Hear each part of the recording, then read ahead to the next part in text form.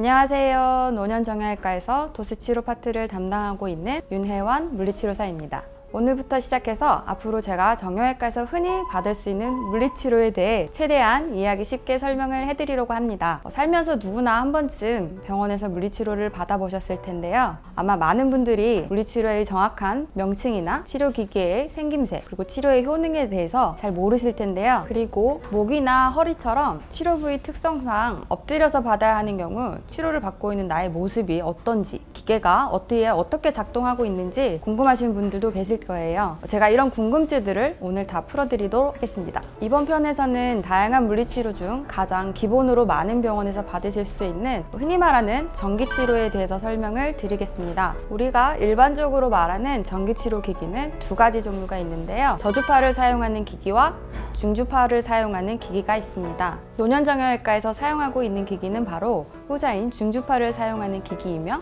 이 기기는 간섭파 전류 치료기라고도 합니다. 참고로 간섭파 전류 치료는 영어로 Interferential Current Therapy, 약자로 짧게 ICT라고 흔히 부릅니다. 중주파 ICT는 주파수가 20에서 100Hz 차이가 나는 4000Hz대의 중주파 전류 두 개를 교차시킬 때 발생되는 간섭파 전류를 이용하여 심부 근육을 자극하고 뭉친 근육을 풀어줘 통증을 완화시키는 치료입니다. 저주파를 사용할 때와 같은 상황에 사용하지만 중주파는 저주파보다는 자극이 적으면서 효과는 강하고 깊다고 알려져 있으며, 기기 또한 일반적으로 더 고가입니다. ICT 기기는 피부에 부착되어 작동하며 피부를 빨아들이는 듯한 느낌과 찌릿찌릿한 느낌을 주는데, 치료의 실질적인 효과와 더불어 이 느낌 자체가 시원하다고 좋아하시는 분들이 많습니다.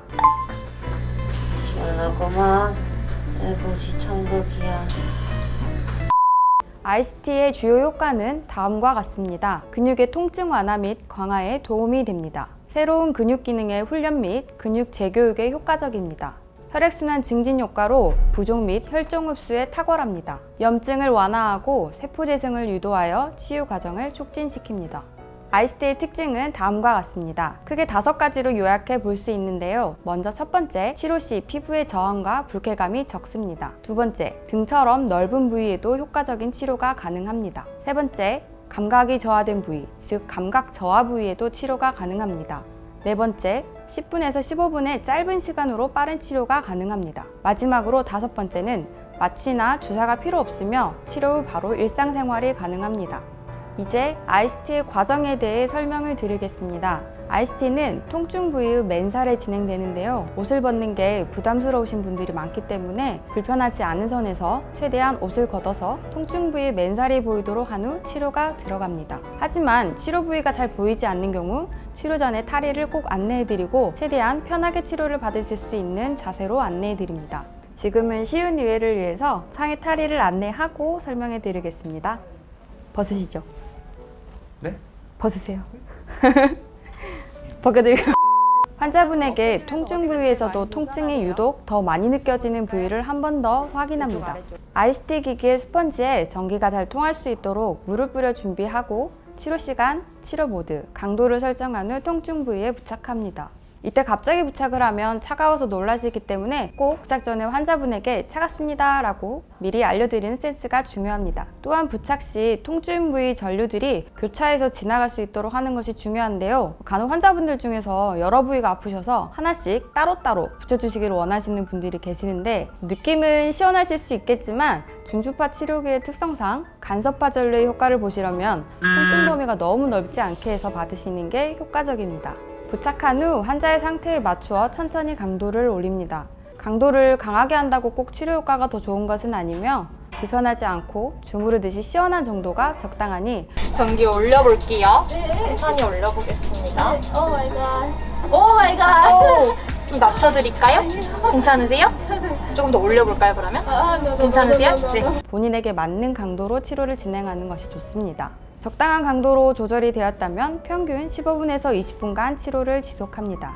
총 치료 시간은 최대 30분을 넘기지 않는 게 좋은데요. 너무 강한 강도거나 너무 길게 하는 경우 전기 화상의 위험도 있고 오히려 근피로가 올 수 있으며, 피부가 많이 약한 경우 피부 손상도 생기기 때문에 적정 시간으로 받는 게 좋습니다. 치료가 끝나면 강도를 0으로 완전히 내린 후 천천히 기계를 제거합니다. 기계가 부착되었던 부위가 빨갛게 자국이 남는 경우가 있는데요. 많이들 부항 자국이라고 얘기하시는데 보통 부항 자국보다는 심하지 않게 생기며 시간이 지나며 흔적이 없이 사라지게 됩니다. 얼핏 보니 페퍼로니 같기도 하네요.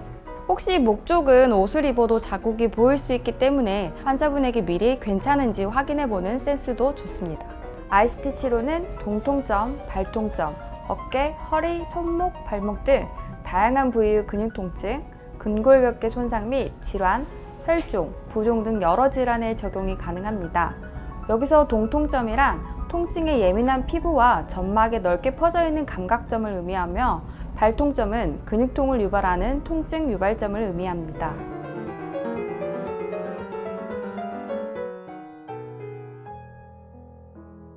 ICT는 흔히 하는 치료이고 부작용도 많지 않은 치료이지만 주의해야 하는 경우들이 있습니다.